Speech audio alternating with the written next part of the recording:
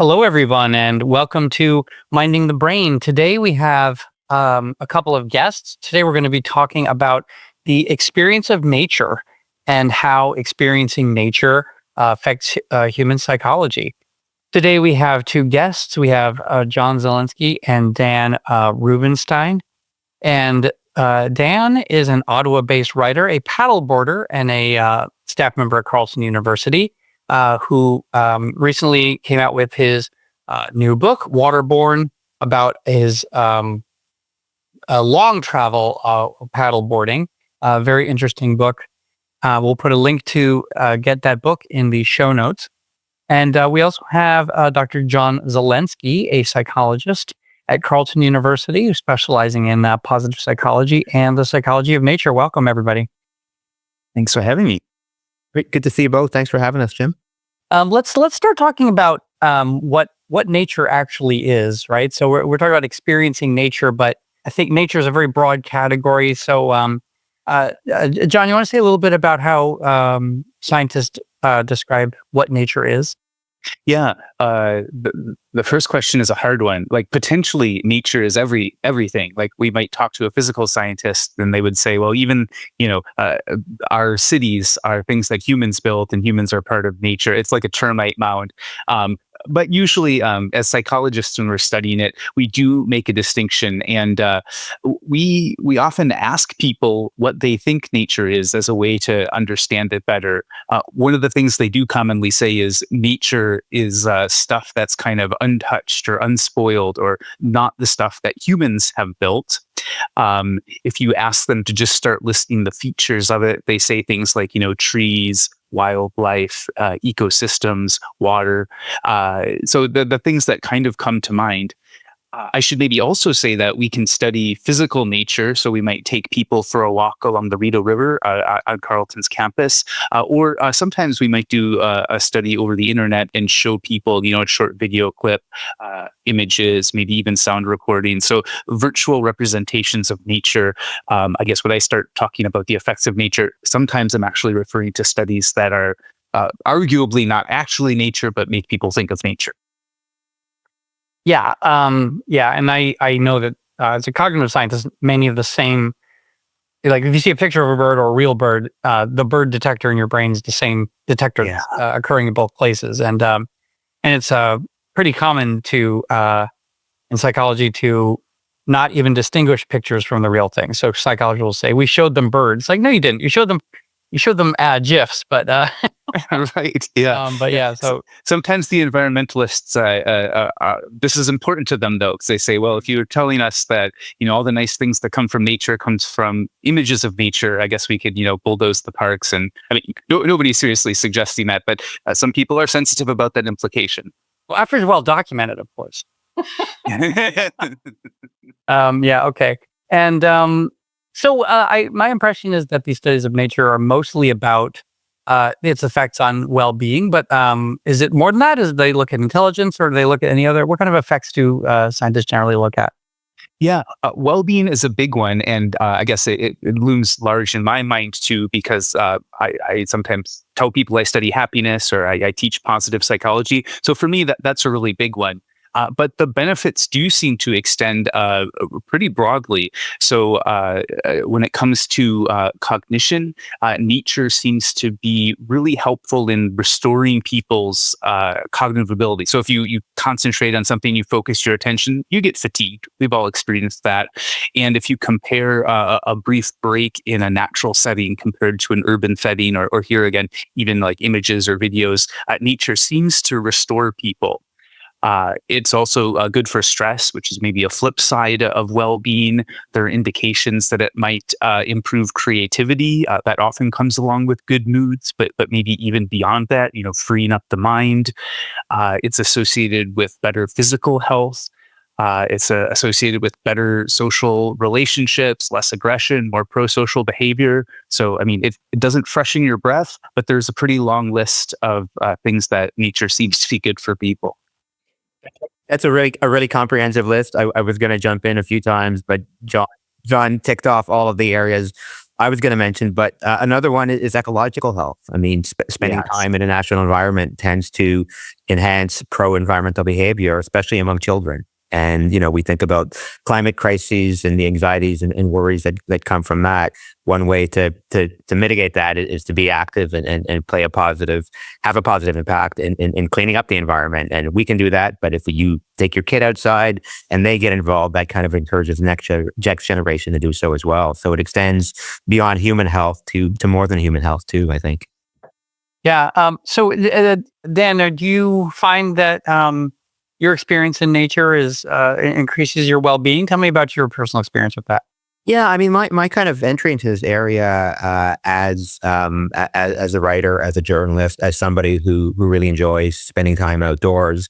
My initial work was more around walking, and more recently around paddling, and it kind of stems from a desire to find out why I feel better after I spend time in an outdoor environment. I know that going for a walk or going for a paddle, I come back feeling restored. I come back feeling refreshed. I come back with creative ideas. I wanted to know why. So in my journalism, in 2 books and a bunch of magazine stories, I was able to talk to researchers who really drill down into some of the things that are happening, cognitively that lead to these outcomes. And, it's not always the case. And researchers, always emphasize when I'm talking to them that the quality of a green space or a blue space can impact its benefits to people, but access to green and blue spaces is not equal, but to both the pros and the cons of natural environment. So, as an affluent white male who has the bikes and the paddle boards and all the tools and toys, I can get out and enjoy nature in and around where I live quite easily, but not everybody has the same exposure. So I certainly feel the benefits. I think one of the things that research can help unlock is that more equitable access can bring about more health equity. So when we think about the social determinants of health and, socioeconomic variance being a key indicator to whether somebody is healthy or happy or not. Well, nobody's going to vote to redistribute wealth and kind of upset the status quo.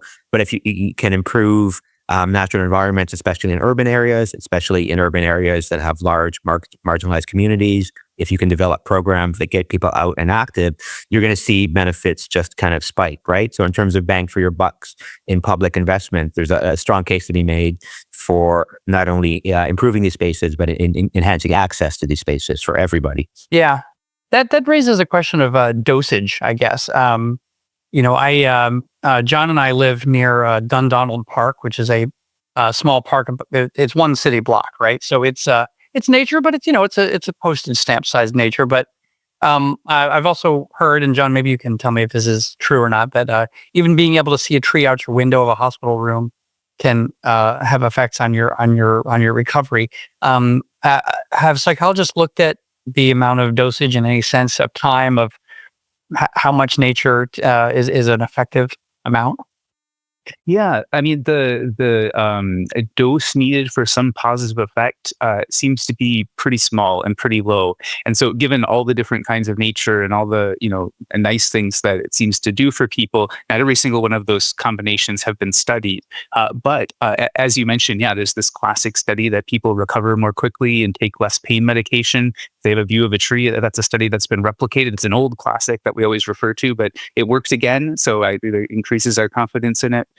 There's a psychologist. So this is based on correlational data, not like all the experiments we would want, but tried to put together, kind of look at the equations, at some of the benefits that come from spending time in nature and well-being, and tried to kind of find the sweet spot where if we were doing something similar to like physical activity guidelines, like you should get, I don't know, is it 2 hours a week of moderate physical activity, they say, it turns out to be similar for nature. And it doesn't mean that, more isn't better, but you do kind of get to a nice spot. It looks like around 2 hours a week in terms of nature.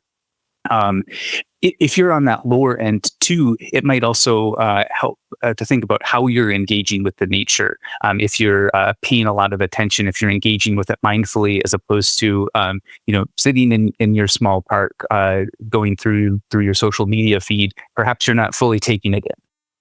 Yeah, right. It's about the experience. You have to actually experience the nature, not Yeah. just be in it. Yes. Yeah. Yeah.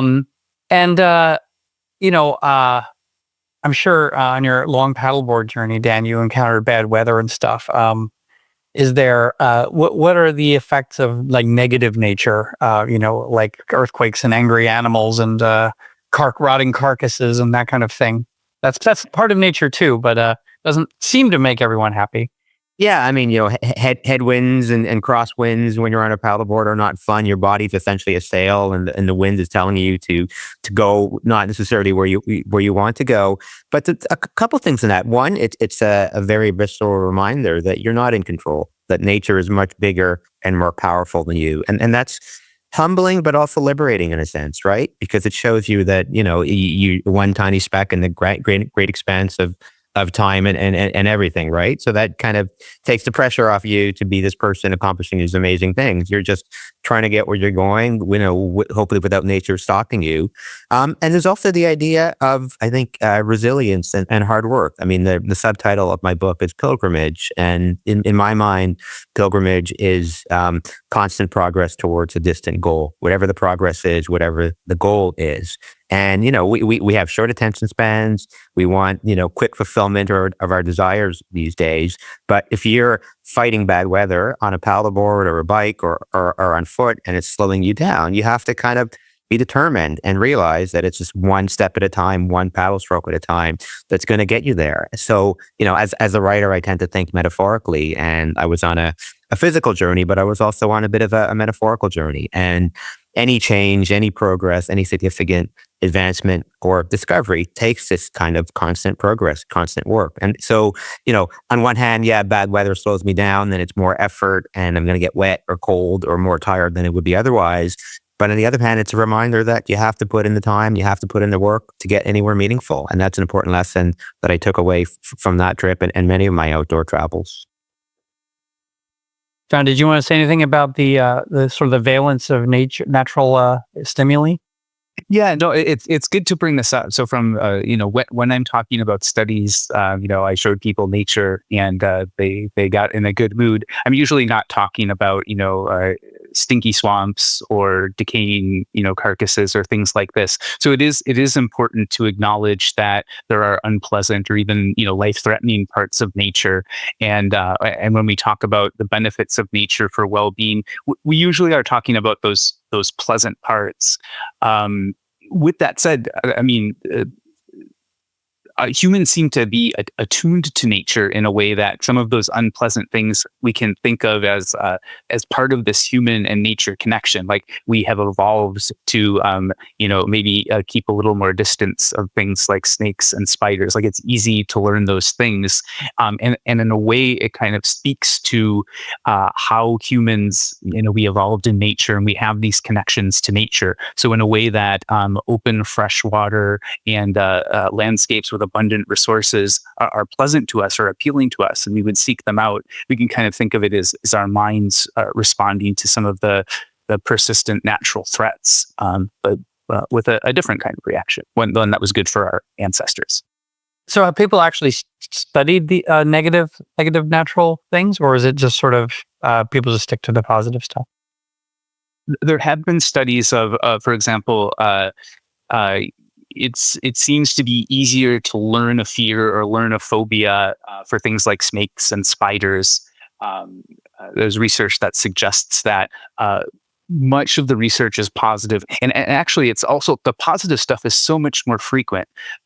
If you ask people about what comes to mind for them when you ask about nature. Very few people bring up the negative things. And as a researcher, I mean, kind of when I think about the benefits of nature, that this anecdotal evidence is almost as persuasive to me as some of the things I can back up with statistics. But sometimes we might try to find images of nature, some kind of virtual representation of nature, and say, okay, but I want to match it to a built environment that's equally pleasant. And so you get some like very mundane nature, like a boring suburban yard, and people are still rating that higher than some pretty beautiful and impressive architecture. And it's just kind of mind-boggling how hard it is to find nature I mean, it's possible, don't get me wrong, but it's a lot harder than you would think to find nature that is, mundane to negative, unless you're really trying to. I guess I'm interested in like controlling for it though. Like if you have, let's just say you have a set of stimuli and they're all equally beautiful or something. Are there different, like, is there an effect of it being nature on well-being, for example, like independent of the beauty? Yeah, there are few studies to have a conclusive answer. There is one series that suggests possibly not. But it's one of these in part where it was so hard to match the stimuli. It was so hard to find kind of built environments that matched. There were these categories, like they didn't have anything to compare the best nature to. They couldn't find it.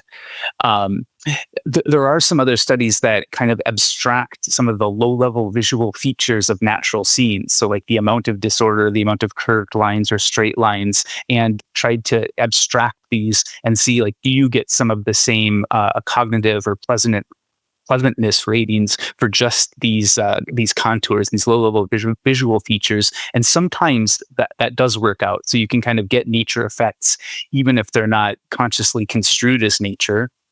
On the other hand, you can play somebody, white noise or pink noise and tell them that it's either a factory or tell them that it's a waterfall. And then you do see a diversion. So it seems like kind of this works in both ways. Understanding that something is nature might help us enjoy it. On the other hand, even being unaware of it, it might still kind of have those kinds of effects.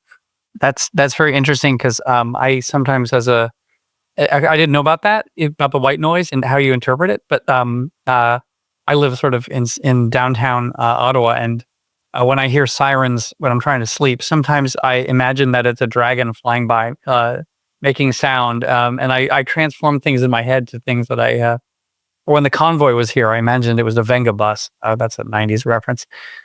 Did you have something to say, Dan? Yeah, I've heard a mountain lake described as the ultimate happy place by an environmental psychologist, Matt White, who's at the University of Vienna. And I think this is based on a Dutch study using this Mappiness app, in which thousands of respondents kind of chimed in with their level of happiness, with GPS kind of coordinates. So they were able to say that in these spots, people were this happy, and in those spots, people were that happy. So kind of ranking spaces. And a mountain lake had the right combination visually and other set of physical characteristics where people scored at the top. And I was thinking like beautiful art, but then I thought, well, a lot of the art people find beautiful is depicting nature. It's not all Samantha Fox photos. Anyway, so Dan, are you ever surprised more people don't spend more time outside? Like, do you feel like they would like it if they did? Yeah, I think there's a perception about the outdoors that it is dangerous, that it is unpleasant. That we're so sheltered and cocooned in our homes. We're used to, our interactions are mediated by screens. We hop in the cars. We're in air-conditioned spaces in the summer and heated spaces in the winter. Our lives are getting smaller in a sense, right? And that cliched adage, there's no such thing as bad weather, only bad clothing, right? If you have gear, which is a socioeconomic issue, if you have gear, you can be outside, and then you discover in kind of small forays and small steps just how uplifting it can be, how restorative it can be, and it's an iterative thing. You don't go for a 17-hour hike if you've never hiked before. You go for a short walk, and you kind of take these baby steps, and you discover the restoration. You feel the benefits, and then you do it again. Maybe a little longer, a little further, a little more challenging. So, I'm personally surprised. I know there are systemic barriers that limit exposure to the outdoors. I think there's more collectively that can be done to facilitate access. Again, it's kind of the horse I'm riding in this one here. Yeah, it's funny. I did a story with the Carleton water researcher Banu Ormici recently about swimming in the Rideau River, and a lot of people will not swim in the river because they think it's dirty.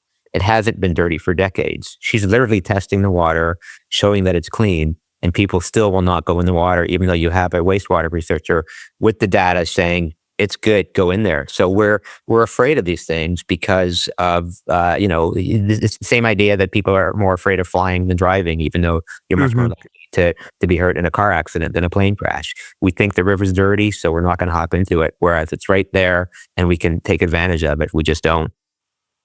John, what does the research say about people's estimation of the effects of nature? Yeah, it resonates very much with what Dan's saying. And I totally agree that there are these kind of like faraway parts of nature, these unknown natural spaces that might generate extra fear.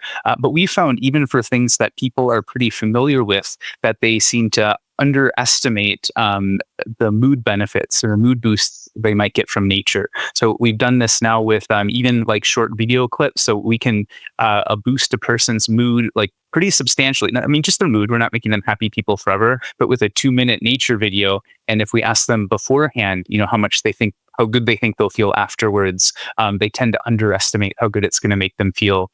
We've done the same thing on and around Carleton's campus, taking students on short walks along the river or the canal. And so these are places that are very close to where they spend a lot of time. So we think they're pretty familiar with them. And we tell them where we're going to go. But then after we take the walk, they feel better than they predicted ahead of time. So people seem to, at least in the instances that we've tried, seem to underestimate that. They don't say it's going to be horrible, but they underestimate how much better it makes them feel. And we've speculated. These why questions are hard to answer definitively, but that the reasons might be very similar to what Dan is saying too. That there's kind of this general disconnection from nature that is a feature of modernity, and this has been supported in other ways too. If you like look at natural imagery or nature in books and music and in culture, that seems to have been decreasing in the study I'm thinking of right now in the U.S. I think most of the examples I can think of are in the English language, but I suspect it's probably not limited to that. Yeah. Is there a difference between? I'm sure that people study well-being in a couple of ways, but is there ever a difference between the moment-to-moment happiness and the retrospective attribution of happiness? And if there is, might that explain maybe why people forget how happy they are in nature or something?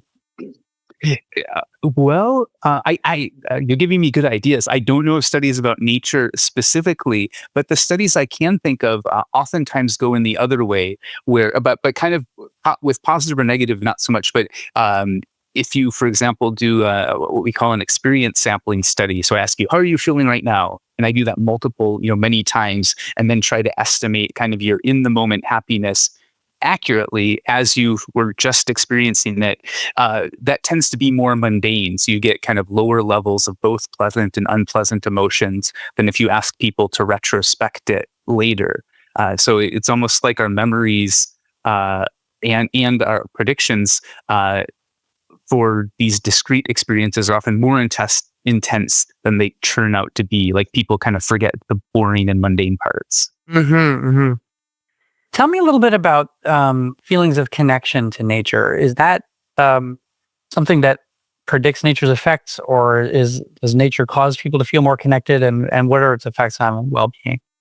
Yeah, so this is kind of how I got into research in this area. A student just turned up in my office, now a dear friend as well, and said, "You're the happiness guy. I think nature will make people happy, and then if it did, maybe they would treat it better too." So kind of that whole picture. And where we began was this subjective sense of connection with nature. And oftentimes it's studied as a feature of personality or a sense of self, a sense of identity, this sense that I am very much a part of nature. I'm closely connected to nature compared with other people who don't have this, who score low on a measure of this, who say that like, no, I'm very separate. Like nature is apart from me. Maybe they don't like it. And in broad strokes, what we found is, having this strong sense of connection with nature is associated with a lot of the same positive things that physical nature contact is. And it's a little tricky to pull those apart because people who do feel connected to nature are also the same people that like to go out and experience it. But as a sense of self and a personality feature, it's kind of something you can take with you and have as a sense of self or a way of understanding the world, even when you're not in nature. If we just, take people into nature, that does seem to increase it in the moment too. So it can both vary over time in a person, being higher when you're with nature, but also a relatively stable individual difference. Yeah, Dan, I assume you feel fairly close to nature, but do you feel maybe when you're on these grand trips that it's enhanced and does it last, or do you think that your feeling is sort of constant and it's just sort of a part of who you are? No, I think it does linger. It does stay with you. I mean, depending on the intensity of the experience, it can linger longer, and you can remain higher longer. Definitely. But just picking up on something John said earlier about um, the capacity of nature to enhance or encourage social interaction. That's one of the things about blue space. Not to compare blue space and green space because they're interrelated, and you need the water to have the green, right? But I think when you're around water in particular, it has these restorative qualities as other natural environments do. It tends to slow us down. Some boats go quickly, but most people, when they're in, on, or around water, the pace is moderated by the environment. And there's an element of danger about a natural environment that has water to it. Drowning is dangerous, flooding, storms, etc. And I think it's that combination of factors, the enhanced well-being, the slower pace, and the kind of watching out for one another, which encourages interaction between people. And if you think about loneliness and isolation and the negative impacts of those on mental health, anything that kind of, and even if it's just mundane, making small talk with a stranger about the weather, or a smile exchange with somebody, any kind of social interaction you have in an environment makes you feel better too. So it's not only internally feeling better, it's connecting with other people who are in that space leaves me with a feeling of well-being. So when I come off the water, when I come off the hike, I'm not always just kind of thinking about the birds I saw or the flowers I saw. It might be an interaction with somebody, however fleeting, that lingers with me and kind of gives me a lift for the rest of the day. Yeah, I wonder. I have a question, maybe observation / question for Dan. That when we talk about this sense of connection with nature, I oftentimes do use the metaphor of a social relationship. So, like you can have a close or more distant relationship with a family member. You can have this with nature. And I'm never sure how far to push it, but I've been listening to each of your audiobook, so it's interesting to hear a different voice now connected with these ideas. But you mentioned, I said hello to the fox or the squirrel. I'm trying to remember, like, kind of talking to nature. So do you feel? Am I going too far if I'm like, no, it's like a social relationship. You can have a connection, you can communicate, you can feel like you have a friendship with nature, only the elements in nature. Definitely. And my thinking is kind of still evolving in that area. I recently read a book called Theory of Water by an Anishinaabe writer and scholar, Leanne Betasame Simpson.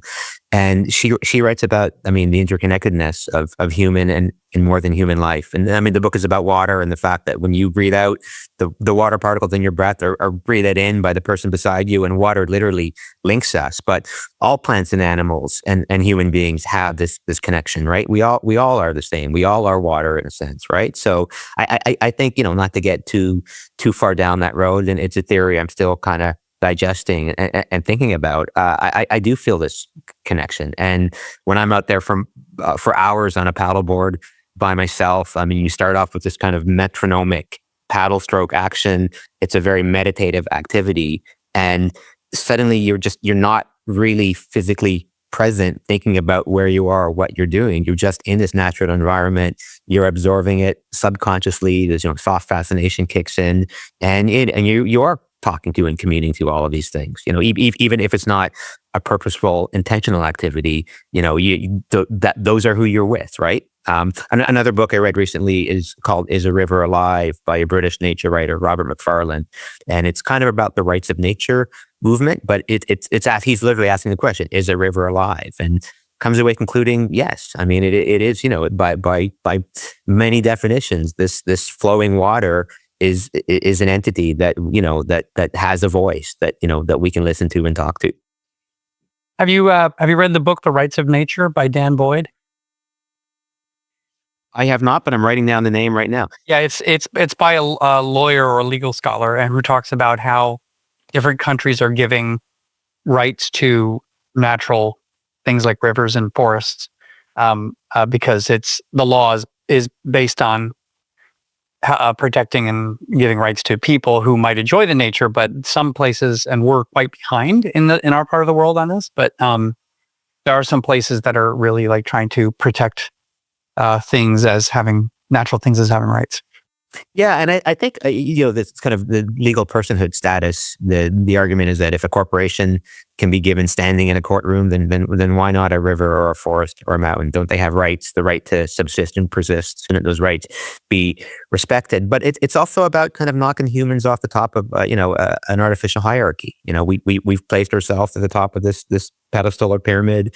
It's causing a lot of ecological and social problems. If we see ourselves as part of, a more level playing field where, I'm no better than that squirrel or that tree, and I need to value their lives as much as my own life in order for all of us to live, then maybe we make different decisions. And this is a long-term transformation, and my fingers are crossed that that campaigns such as the Rights of Nature movement will succeed, and it will reorient our thinking. I think one way or another we're going to have to change the way we look at a river. And is it a resource to be exploited, or is it an entity that if it's gone, we're gone too, right? So I think it's a really important conversation, and it's encouraging see books like the two I just mentioned, to see them coming out in pretty short succession and getting a decent amount of attention, coming from different perspectives, coming from Cambridge and coming from Northern Ontario, right? Yeah. Earlier on, Dan was talking about the effects of experience in nature affecting people's environmental sympathies and that kind of thing. John, do you want to say a little bit about the science behind that stuff? Yeah, that's one of the strongest links. So particularly for people who develop this sense of connection with nature, this subjective sense, and it does seem to be something that's really accessible to most people. So at the very beginning, I said most people define nature as things that are separate from humans. But if you just ask them a simple question like, "Are you part of nature or separate from nature?" the majority of people, like even North American, contemporary humans, will tell you, yeah, I am also part of nature, even if we define it. So, but like both of those ideas exist in our head. But yeah, when people spend time in nature, particularly when they develop this strong sense of subjective connection, it's very strongly associated with wanting to protect nature, with doing nice things for the environment. So I often tell people that what we've been working on and trying to put all these things together in the research is this happy path to sustainability that goes through nature. That maybe I can entice some people to spend a little bit more time in nature because it will improve their well-being or their cognitive fatigue or some of these things that they already know they value, with kind of the idea that once they start doing that, they might also want to treat nature better and engage in more sustainable behavior, and that ends up being good for humans and the rest of nature too.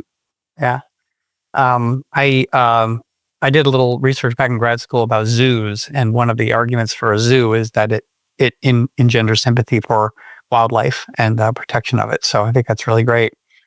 Thank you, everyone. I would encourage anyone interested in these issues or paddleboarding to check out Waterborne that Dan wrote, and there's a link to that in the show notes. And John Zelenski wrote a book on positive psychology that you can also get. I don't have that to hold up because I am friends with John and read a preprint PDF. John, introduce the book. Oh, hold it up and just tell people where to get it. Let me tell you, you should get Dan's book. This is not the same kind of page turner. This is a textbook designed for university students. But I don't know. My mom's friend said she liked it, but I think she was just being nice.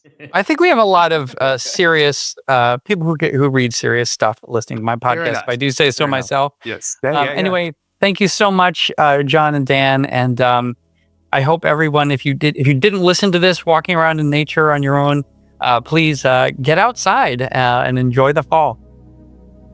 Good advice. Thanks, Jim. Thanks, John. Look forward to seeing you both on campus. Likewise. It was a pleasure. Thank you.